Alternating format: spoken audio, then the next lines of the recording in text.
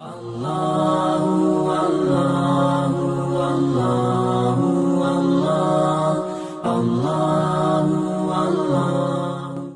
Ustadz, berbicara tentang kemungkaran, misal ya di sebuah desa, di sebuah perkampungan telah terjadi begitu banyak kemungkaran. Apakah kita bisa keluar dari desa tersebut? Misal ya, kalau kita tidak punya kemampuan untuk berdakwah di dalamnya, ya kita keluar saja. Itu kira-kira gimana Ustadz? Ini Nabi Yunus itu berarti. Antum mau ditelan oleh ikan ya? Jadi keluar dari masalah itu masalah. Ya, keluar dari masalah itu masalah. Maksudnya apa? Antum lari dari masalah. Semua orang pasti cari solusi dari masalah. Bukan lari dari masalah. Lari dari masalah itu masalah. Harus hadapi, Ustaz. Harus hadapi. Ya, harus hadapi. Itu. Jadi kedewasaan seseorang itu terlihat bagaimana dia menghadapi masalah. Ya, ada orang yang umurnya masih di bawah tetapi banyak masalah. Dia jelas lebih dewasa daripada orang yang lebih tua tapi tidak ada masalah.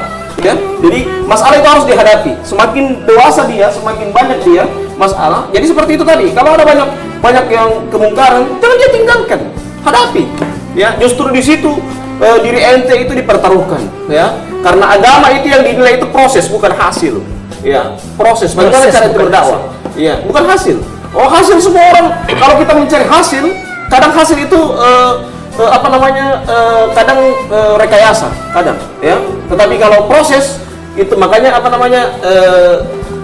pahala itu al-jaza min jinsil amal, ya. Balasan itu tergantung amalan kita. Jadi al-ajru ala qadril masyaqqah, ya. Pahala itu sesuai dengan kadar kesusahan, ya. Jadi semakin susah kita, ya, semakin besar pahala, ya. Semakin bahkan bisa meneteskan air mata kita dihina, ya, itu justru itu akan mendapatkan pahala yang besar di sisi Allah Subhanahu wa taala. Jadi disitulah ukuran kita. Apakah kita ini orang-orang yang petarung atau tidak? Kadang orang cuma lari, dia cuma pengecut, lari dari kelolo, ya Allah. Ya, ini orang bukan petarung seperti ini. Harusnya petarung itu dia berani menghadapi apa yang ente mau, apa maunya ente sekarang. Ya, seperti itu. Jangan lari. Jadi lari dari masalah itu masalah. Membuat masalah yang lebih besar lagi. Ya, hadapi itu ujian, justru ujian itu membuat kita lebih dewasa. Ya, membuat kita lebih matang. Kematangan seseorang itu akan terlihat bagaimana dia menghadapi ujian demi ujian silih berganti kepadanya. Itulah membuat dia lebih dewasa. Allahu a'lam bishawab. Baik Ustaz. Ya, sobat milenial dimanapun Anda berada, mungkin kita pernah melihat di dalam suatu organisasi baik besar atau kecil atau lebih khususnya dalam suatu negara, Ustaz, ada pemimpin yang dalam tanda kutip fasik dan zalim. Nah, di dalamnya kita ada salah satu rakyat yang merasakan atau sadar bahwa itu merupakan perbuatan fasik dan zalim.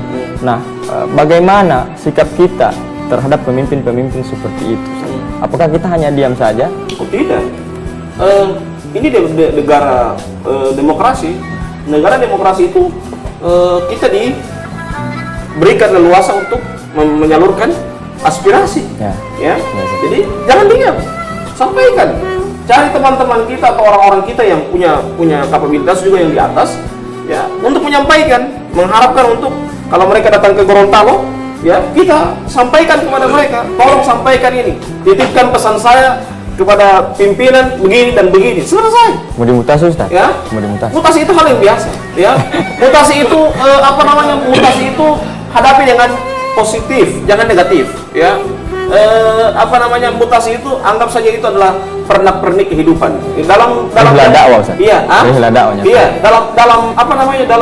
dalam jabatan pun orang kalau tidak dimutasi itu kurang dewasa. Ya.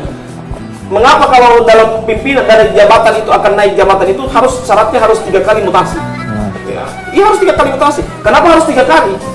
Aturan yang sebenarnya, ya, bukan aturan yang sekarang, ya, aturan yang sebenarnya. Kenapa harus 3 kali? Karena mematangkan dia satu keadaan di kantor ini, keadaannya begini lagi, masalah begini, pindah di kantor yang lain keadaannya begini, ya, itu mematangkan, ya. Jadi tidak usah takut dengan mutasi. Orang sekarang alergi dengan mutasi, ya, mungkin biasa saja, kata standarnya dunia, mungkin dari tempat yang basah ke tempat yang kering, ya, sehingga dia mungkin merasa susah.